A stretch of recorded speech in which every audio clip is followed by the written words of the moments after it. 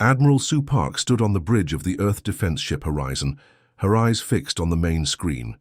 The massive alien vessels had appeared suddenly 3 days ago, emerging from what scientists were calling a fold point in space near Jupiter's orbit. Now they hung above Earth like dark clouds before a storm. Their designs were unlike anything humans had built, organic-looking vessels with curves and angles that seemed to shift when observed too long. "They're broadcasting again, Admiral," Lieutenant Yun said from the communications station. "Same message as before." Sue nodded. "Play it." The screen flickered, showing the alien representative. It looked almost human, but with grey-blue skin and eyes too large and dark.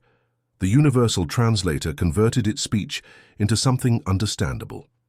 "People of Earth, the Voidborn Collective welcomes you to the family of enlightened species. We bring peace and prosperity through integration. Your uniqueness will add to our shared greatness. Prepare for representatives to discuss the terms of your peaceful joining." Sue's eyes narrowed as she studied the alien's body language. 6 years in diplomatic service before joining the military had taught her to read between the lines. "Notice how their weapons systems remain powered during these peace broadcasts," she said quietly to Captain Min beside her. "Maybe they're just being careful," Min suggested. "It's first contact for us, but not for them." Sue shook her head. "Check the historical files from the data package the Regalians shared with us last year. Look for any mention of the Voidborn Collective." While Min worked, Sue organized a video conference with Earth's diplomatic team. On screen, Ambassador J. Moon appeared, his normally calm face tight with worry. "Admiral, we've attempted 14 different diplomatic approaches. They acknowledge our messages, but continue with the same script about peaceful integration. They refuse to elaborate on terms or discuss mutual boundaries." "Keep trying," Sue ordered. "But I want defense systems at full readiness." Just then, Min looked up from his console, face pale. "Admiral, I found matches in the Regalian records. 3 systems encountered the Collective in the last 80 years. All reported identical peaceful integration messages." "And?" Sue asked, though she already knew. "All 3 systems went dark within months. No further communications. The Regalians investigated the closest one and found nothing alive. Resources stripped. Planets partially disassembled." A chill ran through the bridge. Sue was about to respond when alarms blared. "Energy spike from the lead vessel," shouted the tactical officer.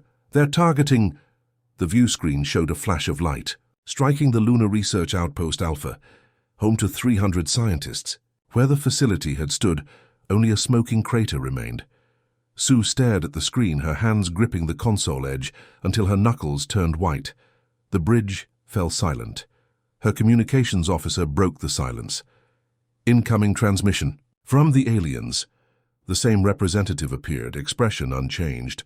"A demonstration of our technological superiority.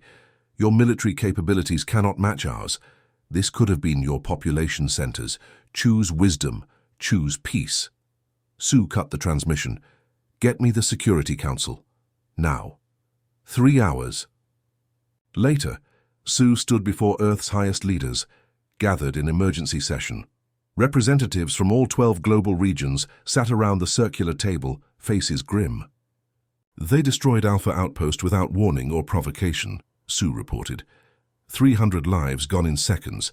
Their technology exceeds our current defense capabilities by approximately 30 years. Council Chairperson Ji Ho Kwon leaned forward. "Your recommendation, Admiral?" "The historical evidence suggests their talk of peaceful integration is false. The Regalian records show identical patterns with other civilizations that disappeared after contact. I believe we're facing an extinction-level threat disguised as peaceful contact." The economic minister frowned. "Perhaps we could negotiate." "Favorable terms?" "With respect," Sue interrupted. "I don't believe favorable terms are possible. Their definition of integration appears to be complete resource extraction and possibly biological harvesting." As if on cue, the emergency screens lit up. The alien representative appeared on all displays simultaneously, bypassing Earth's communications security. "People of Earth, your time for consideration has ended. Our terms are simple: complete surrender and integration into the collective. Your military forces will disband. Our representatives will establish processing centers in your major population areas. Resistance will result in planetary-scale demonstrations of our power. The screen went dark. Silence filled the council chamber. Sue looked around at the shocked faces. The Voidborn didn't come for peace. They came for Earth, and if historical patterns hold, they won't leave anything alive. Defense Minister Sun Kang stood slowly. How much time do we have? Their ships are moving into higher attack positions, Sue replied, checking her tactical pad. Hours, maybe a day at most. Chairperson Kwan's voice cut through the growing panic. Admiral Park, as of this moment, Earth is at war. Implement defense. Protocol Omega, authorization code Starbreak. Sue nodded grimly. The code would activate Earth's hidden defenses, experimental technologies developed in secret for decades. It won't be enough to stop them completely, she warned. It doesn't need to stop them, Kwan replied. It just needs to buy us time for Contingency Dawn. Sue's eyes widened slightly. Contingency Dawn, the plan so secret only 5 people knew, its full scope.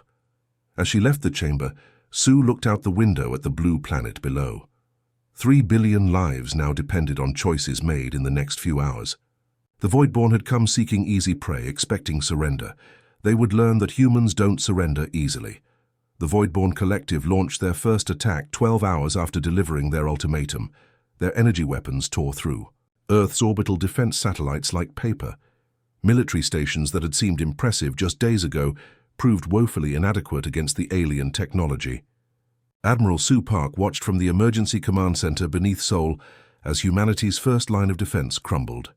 Defense Grid Alpha is down, reported Lieutenant Hyun, his voice steady despite the catastrophic news. Beta network at 30% capacity. Across the room, General Hee Choi slammed his fist on the table. Where are our countermeasures? We're sitting ducks. Dr. Tae Kim stepped forward, dark circles under her eyes from 3 days without sleep. It's time, Admiral. Sue nodded. Activate shield protocol. Tae's fingers flew across her tablet. For 15 years, she had led the most secret project in human history, a planetary defense system hidden in plain sight. Thousands of seemingly ordinary communication, towers, weather stations, and orbital platforms contained components of the shield network. Initialization sequence beginning, Tae announced. 30 seconds to full activation.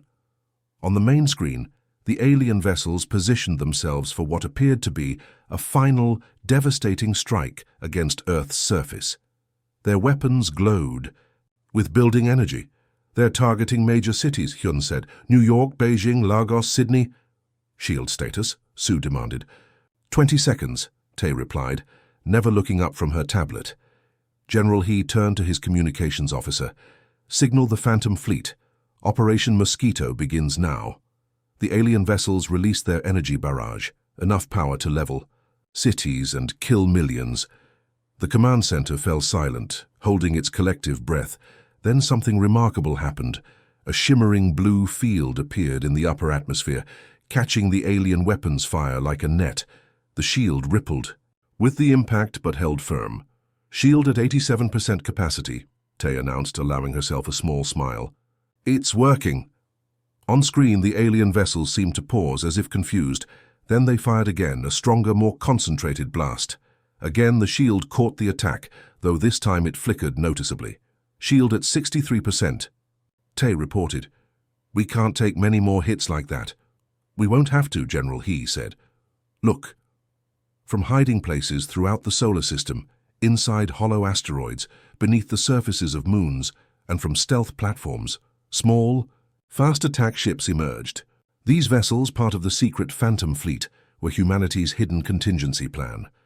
200 attack ships reporting ready, said General Hee's aide. Awaiting final orders. Begin harassment protocol, He ordered. Hit and run only. No direct engagements. The small human ships darted from the darkness of space, firing targeted weapons at the collective vessels before quickly retreating. Their attacks caused minimal damage, but forced the aliens to divide their attention. We can't win a direct fight, He had explained during planning, but we can be the mosquito in the room, small, annoying, and impossible to ignore. Meanwhile, in a laboratory 30 meters below the command center, Colonel Jin Lee worked frantically.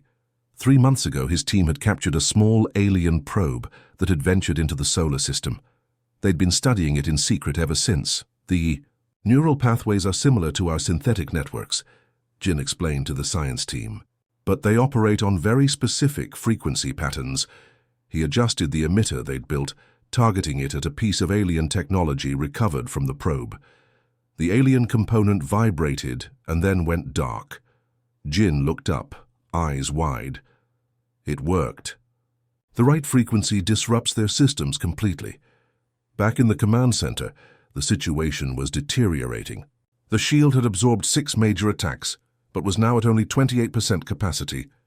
"We have maybe 2 more hits before failure," Tay warned. Just then, Jin burst into the room. "Admiral, we have something. A frequency weapon that can disrupt their neural systems." Sue turned to him. "How long to weaponize it?" "We have a prototype ready for testing. We can deploy from the Phantom fleet within 3 hours. "We may not have 3 hours," Sue said, pointing to the screen. The alien fleet had changed tactics. Rather than targeting the planet directly, they were focusing fire on specific points of the shield, probing for weaknesses. "They're learning," Tay said grimly.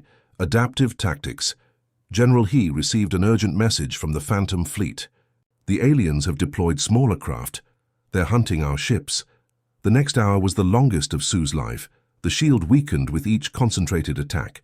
The Phantom fleet suffered losses as alien hunters found and destroyed the human vessels. Hope began to fade. Then the aliens did something unexpected. They broadcast a message planet-wide, bypassing all security protocols. "Your resistance is noted," the alien representative said. "It changes nothing. To demonstrate the futility of your defiance, we will now eliminate your population centers, one by one." The transmission showed a city, Sao Paulo, Brazil. A single alien ship positioned itself above the city and fired a precision weapon that cut through the weakened section of the shield. The beam struck the city center, and millions watched in horror as a quarter of the metropolitan area vanished in blinding light. 20 million people, someone whispered in the command center. "Admiral." Sue stood up, her expression hardening. "Get me Colonel Jin. I don't care if the weapon is ready or not. We deploy now." As technicians rushed to comply, Tay approached Sue. "The shield can't take much more. Once it fails—" "I know," Sue replied. "But we only need to hold out a little longer." "For what?" Tay asked. Sue looked at her. "For Plan B, because if we can't defend Earth, we need to make sure humanity survives elsewhere." As the alien fleet prepared for another devastating strike, the first of Jin's frequency, weapons launched from the remaining Phantom ships. Earth's fate now hung by the thinnest of threads. 7 days into the war, Earth's situation had become desperate. Colonel Jin's frequency weapons had worked initially, disabling several smaller collective vessels, but the aliens quickly adapted. They modified their neural systems to resist the disruption, rendering humanity's new weapon increasingly ineffective. In the underground command center, Admiral Sue Park stared at the global map. Red dots marked cities already lost: Mumbai, Cairo, Sydney, Los Angeles, each representing millions of lives extinguished in an instant. Yellow zones showed areas under heavy attack. The shrinking green sections were all that remained under secure human control. "Shield integrity at 14% and falling," Dr. Tay reported, her voice hoarse from exhaustion. She hadn't slept in 3 days. None of them had. "We have multiple breaches over Asia and North America." General He entered the room, his uniform covered in dust from the recent attack that had collapsed part of the command center's upper levels. "The Phantom fleet is down to 36 ships. We've lost contact with our bases on Lunar and Mars." Sue closed her eyes briefly, allowing herself one moment of grief before straightening her shoulders. "It's time. Initiate diaspora protocol." The room fell silent. Everyone knew what those words meant. Earth was lost. "Are you certain, Admiral?" asked General He. "Once we begin evacuation on this scale—" "Look at the projections," Sue interrupted, pointing to Tay's data. "The shield will fail completely within 18 hours. We have no choice." For decades, humanity's leaders had quietly prepared for the possibility of an extinction-level event. Asteroid impact, nuclear war, or as now proved prescient, alien invasion.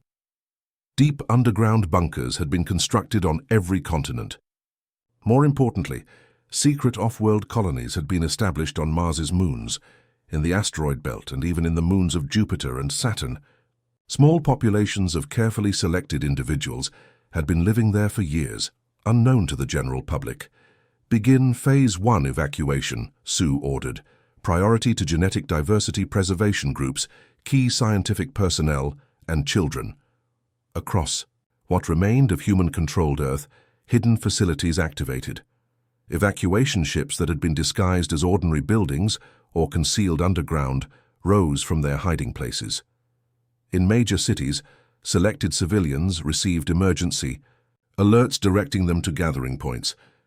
In orbit, Commander Dae-Yoon received the coded message aboard the flagship Defiance, the last major warship humanity had left.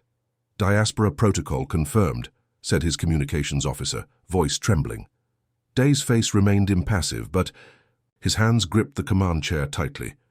They had trained for this, hoped it would never come, but now faced the reality. Earth was being abandoned. Position all remaining vessels to form a defensive corridor, he ordered. Every evacuation ship must reach jump point. On the bridge view screen, he could see the first evacuation vessels rising from Earth, filled with humanity's last hope, and behind them, the massive collective ships moving to intercept. They know what we're doing, his tactical officer said. Dae nodded. Of course they do, and they'll try to stop it. He opened a channel to all remaining human ships. This is Commander Yoon. Today we make our final stand. Not for victory, that chance has passed, but for survival. Every minute we hold, more of our people escape. Every ship we delay is thousands more lives saved. Back on Earth, chaos reigned as the evacuation expanded. There weren't enough ships for everyone. There had never been a plan to save the entire population. The bitter truth was that humanity could only preserve a fraction of its people. In the streets of Seoul, Han watched as selected families were ushered onto transport ships while others were held back by soldiers. A mother screamed as her child was taken aboard without her, one of the genetic diversity preservation groups taking priority. Han turned away, unable to watch, and continued helping people reach the underground bunkers. Those who couldn't. Escape Earth would try to survive below ground during the occupation. This isn't an evacuation, an old man spat as Han guided him toward a bunker entrance. It's a selection. Who lives, who dies? Han had no answer. The man wasn't wrong. In orbit, the battle turned desperate. Commander Dae's ships formed a protective ring around the evacuation corridor, absorbing devastating hits meant for the civilian vessels. Defiant shields failing, reported his tactical officer as the ship shuddered from another direct hit. Divert all power, including life support if necessary, Dae ordered. We hold as long as possible. On his screen, he watched another evacuation ship successfully reach jump point and disappear, carrying 1,000 souls to the hidden colonies in the outer system.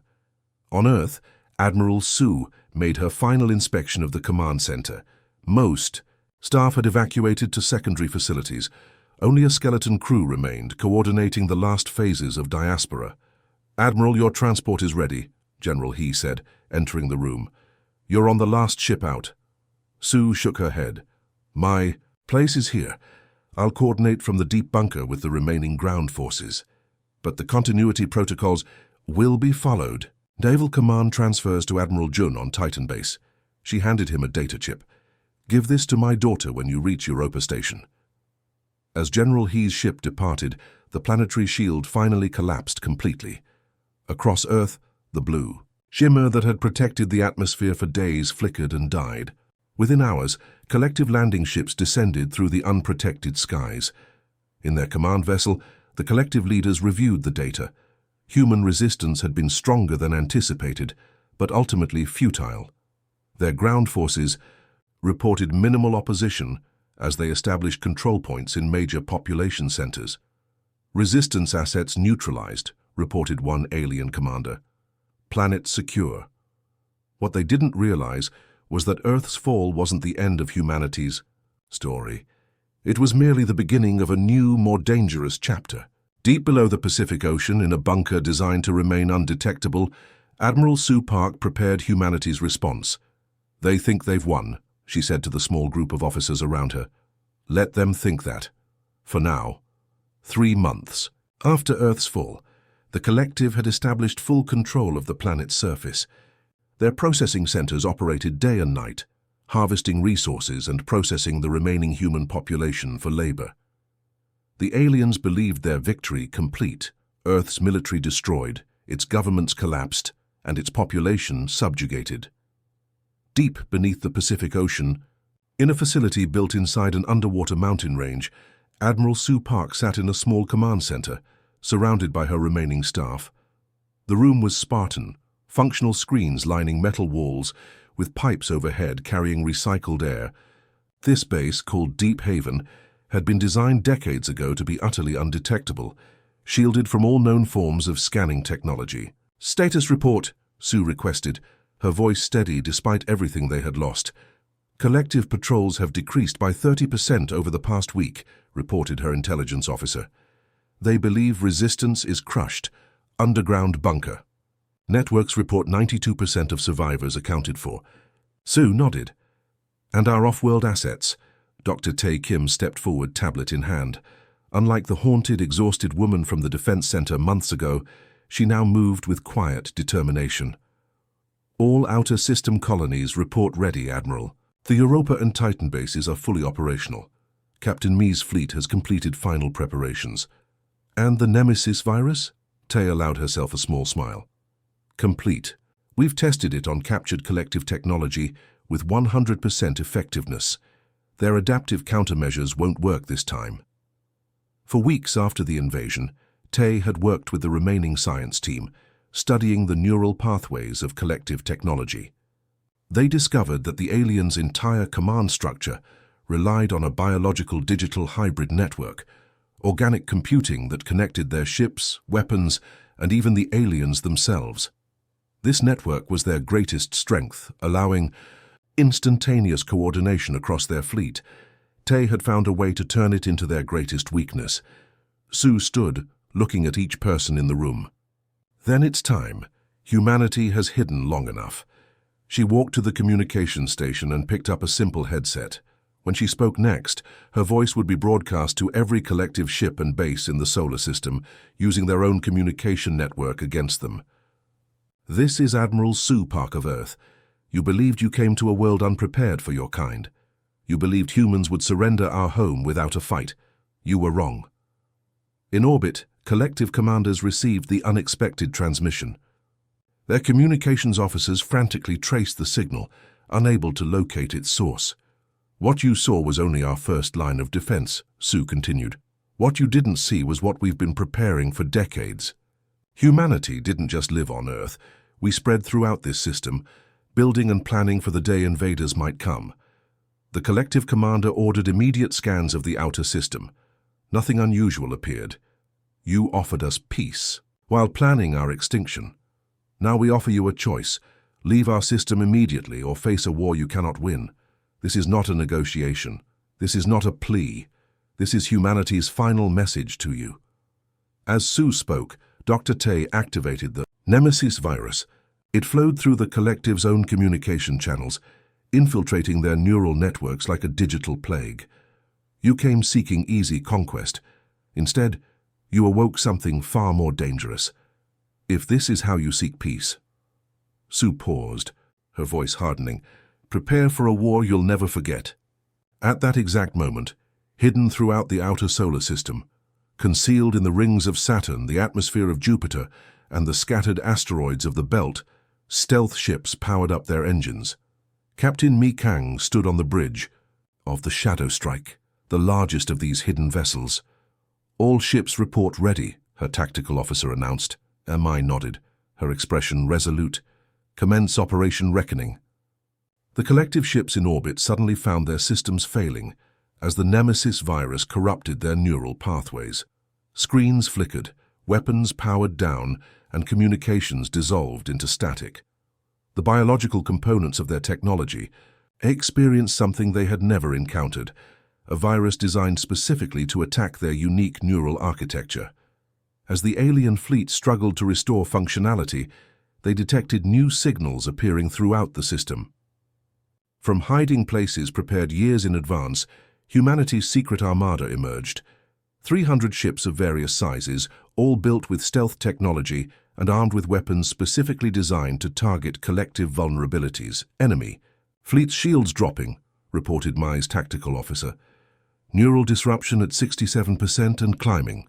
Mai opened a channel to all human vessels. This is Captain Mi Kang. Remember your training. Target priority vessels first. Disable, don't destroy. We need their technology intact.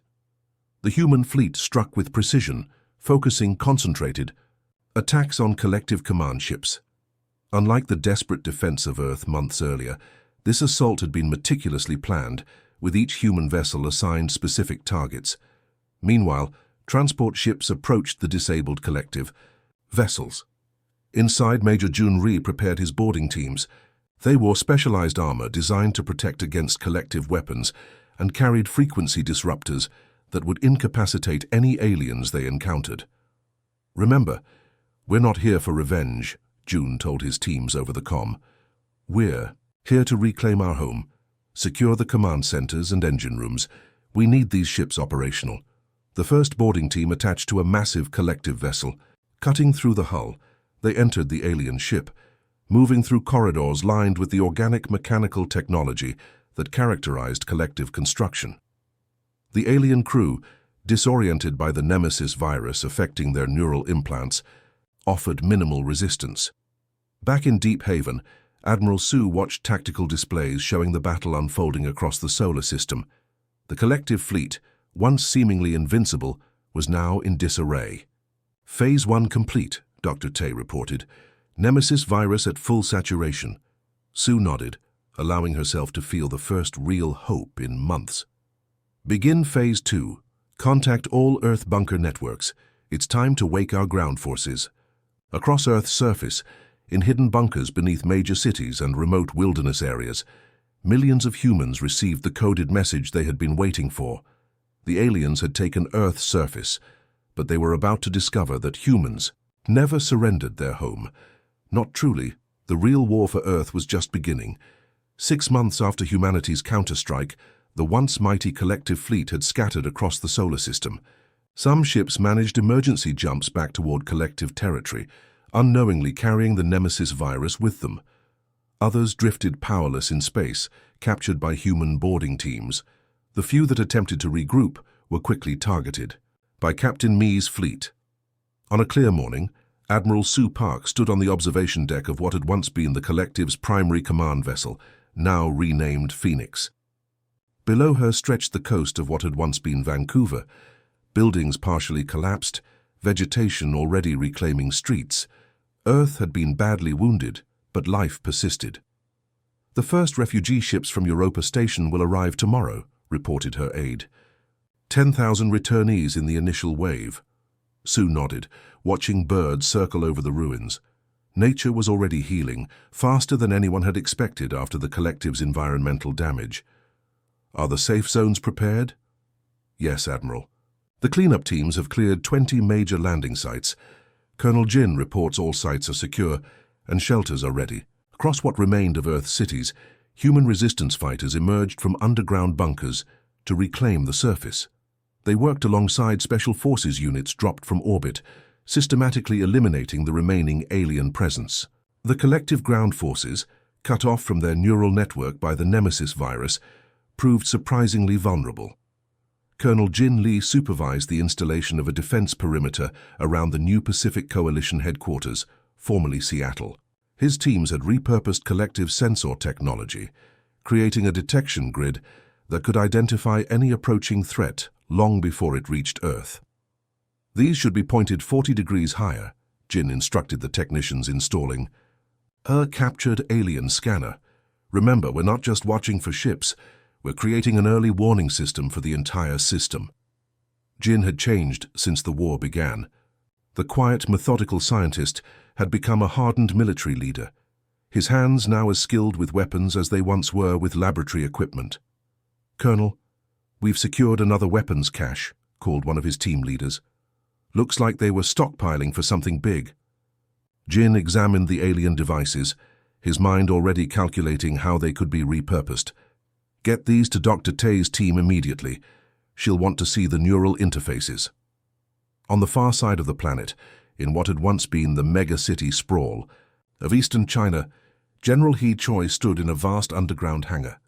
Before him stretched the skeleton of humanity's first true warship, the Retribution. Unlike the defensive and stealth vessels that had formed Earth's previous fleet, this ship was designed purely for offensive operations. "How soon until she's ready?" he asked the chief engineer. 3 months, maybe less," the woman replied, pride evident in her voice. "We've successfully integrated the collective's propulsion system with our control interfaces. She'll be faster than anything they have." The Retribution represented everything humanity had learned from the war. Its hull incorporated materials harvested from captured collective vessels. Its weapon systems combined human kinetic technology with alien energy weapons.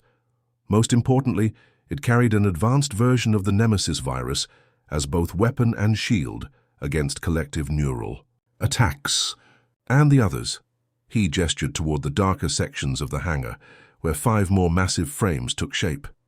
"The Vengeance and Justice are at similar stages. The others are 6 months out, assuming supply lines hold."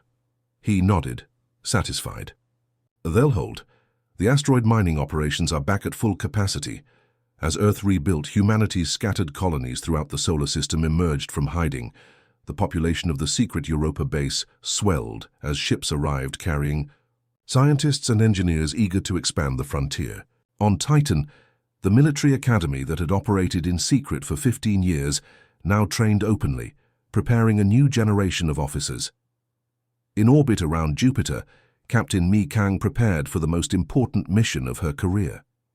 Her ship, the Envoy, had been specially modified for deep space travel. Its mission, venture beyond the solar system to contact other species who had suffered under collective rule. "Final checks complete," her navigator reported. "Jump calculations verified." Uimidi studied the star chart on her display. Intelligence gathered from captured collective databases had identified 7 nearby systems with sentient species that had faced collective integration. Some had fought and lost, as Earth nearly had. Others had submitted without resistance, only to be slowly consumed. "All of them thought they stood alone," Mi said quietly. "Just as we did." Her communications officer looked up. "The message package is ready, Captain. Translated into all 27 languages from the collective database." Mi nodded. "Send it to Admiral Su for final approval." The message was simple, direct. "You are not alone. Earth stands with you. Together we fight back." 2 days later, Mi stood on her bridge as the Envoy prepared to make the first human-controlled, faster-than-light jump. Using technology taken from collective ships, humanity was about to venture beyond its solar system for the first time. "All systems green," reported her engineering officer. "Jump drive stable." Mai took a deep breath, thinking of everything that had brought them to this moment. The invasion, the near extinction, the desperate counterattack. Humanity had nearly been erased from existence. Instead, they had emerged stronger, more united, and with a clear purpose. The collective thought they found an easy target, Mi said to her crew. Instead, they created their worst nightmare, a species that knows exactly what they are, how they operate, and will never stop fighting until all worlds are free. She gave the order, and the Envoy vanished into the depths of space, carrying humanity's defiance to the stars.